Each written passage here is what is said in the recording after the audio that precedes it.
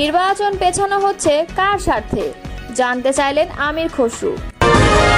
ডিসেম্বরে নির্বাচন চায় ইনসানিয়াত বিপ্লব বাংলাদেশ, এপ্রিলে নয়। গণঅভ্যুত্থানের শহীদ পরিবারগুলোর পাশে বিএনপি, বললেন আমিনুল হক।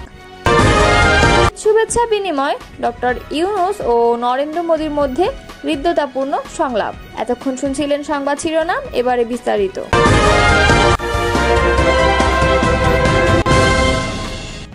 বিএনপি স্থায়ী কমিটির সদস্য আমির খসরু মাহমুদ চৌধুরী বলেছেন, কাদের জন্য নির্বাচন পিছিয়ে দেওয়া হচ্ছে, কাদের জন্য এই সুবিধা সৃষ্টি করা হচ্ছে, এতে লাভবান কারা হচ্ছে, তাহলে আগামী নির্বাচনে কি যারা আছে তারা প্রভাবিত করে তাদের দিকে নিয়ে যাবে বা তাদের মতো করে নির্বাচন করবে? প্রশ্নগুলো উঠে আসছে। রোববার দুপুরে আমির খসরু মাহমুদ চৌধুরী চট্টগ্রাম নগরে তার মেহেদীবাগের বাসভবনে সাংবাদিকদের এই কথাগুলো বলেন। ঈদ উপলক্ষে নেতাকর্মীদের সঙ্গে কুশল বিনিময় করার এক ফাঁকে সাংবাদিকদের সঙ্গেও কথা বলেন তিনি। বিএনপির নেতা বলেন, সিংহভাগ রাজনৈতিক দল ডিসেম্বরে নির্বাচন চেয়েছে। ঐক্যমত্যের বিষয়টিও একেবারে শেষ পর্যায়ে আছে। ইতোমধ্যে বিচার কার্য শুরু হয়েছে। বিচার নিজের গতিতে চলবে, কোনো সরকার বিচার চালাবে না।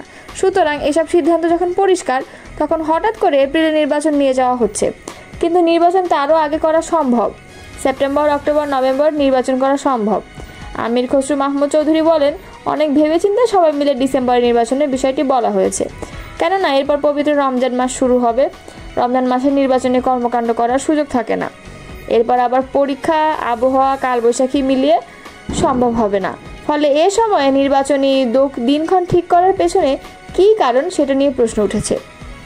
এপ্রিলে নির্বাচন কাদের স্বার্থে, সে প্রশ্ন তুলে আমির খসরু মাহমুদ চৌধুরী বললেন, দেশে যখন একটা নির্বাচিত সরকার থাকে তখন একটা বিশেষ সময় নির্বাচন হয়, একটা সময়সীমার মধ্যে নির্বাচনের দিনক্ষণ ঘোষণা করা হয়।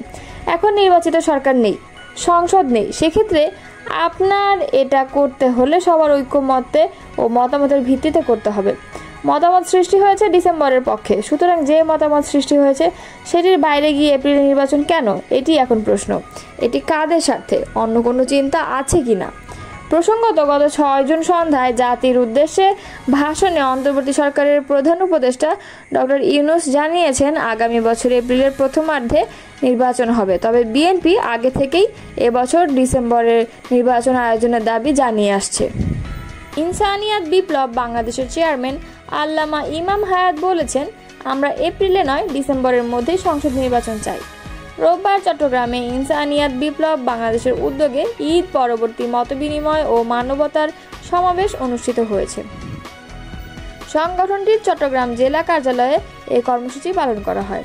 সমাবেশে প্রধান অতিথির বক্তব্যে সংগঠনের চেয়ারম্যান আল্লামা ইমাম হায়াত বলেন, দেশের চলমান ভয়াবহ সংকটে বিক্ষুব্ধ ও মর্মাহত জনগণের প্রত্যাশা এখন একটি সুষ্ঠু ও নিরপেক্ষ নির্বাচন। এই নির্বাচনই আজ মজলুম জনতার হৃদয়ের আর্তনাদ।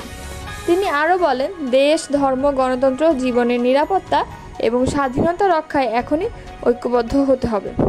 রাষ্ট্র ও জীবনের স্বাধীনতায় বিশ্বাসী সব মানুষকে মানবতার রাজনীতির ভিত্তিতে একত্রিত হওয়ার আহ্বান জানাচ্ছি।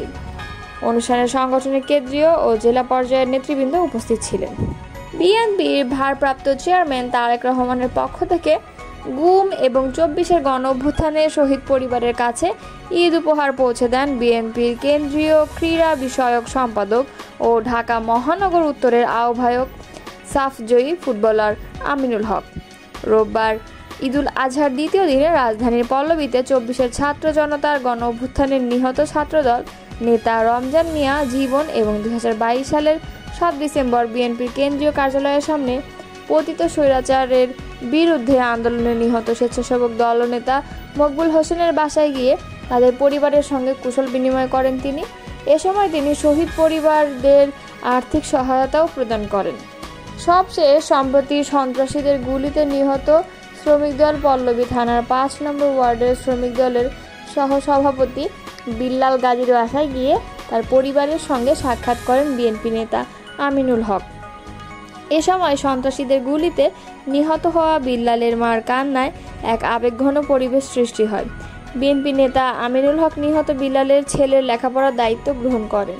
আমিনুল হক বলেন, পতিত স্বৈরাচার কর্তৃক গুম, খুন এবং 24-এর গণঅভ্যুত্থানে নিহত হওয়া প্রত্যেকটি শহীদ পরিবারের পাশে রয়েছে বিএনপি। বিএনপি জনগণের ভোটে রাষ্ট্র ক্ষমতায় এলে সকল হত্যাকাণ্ডের বিচার করা হবে বলেও জানান তিনি। অন্তর্বর্তী সরকারের প্রধান উপদেষ্টা ডক্টর মোহাম্মদ ইউনূস ও ভারতের প্রধানমন্ত্রী নরেন্দ্র মোদী পবিত্র ঈদ উল আজহার শুভেচ্ছা বিনিময় করেছেন। রোববার প্রধান উপদেষ্টার ভেরিফাইড ফেসবুক পেজ থেকে শুভেচ্ছা বিনিময়ের চিঠিগুলো শেয়ার করা হয়েছে। 4 জুন পাঠানো শুভেচ্ছা বার্তায় নরেন্দ্র মোদী বলেন, এই পবিত্র উৎসব সমৃদ্ধ ও বৈচিত্র্যময় সাংস্কৃতিক ঐতিহ্যের একটি অবিচ্ছেদ্য অংশ এবং লাখো ইসলাম ধর্মাবলম্বী মানুষ এই উৎসব অত্যন্ত আনন্দ ও উৎসাহের সঙ্গে উদযাপন করেন।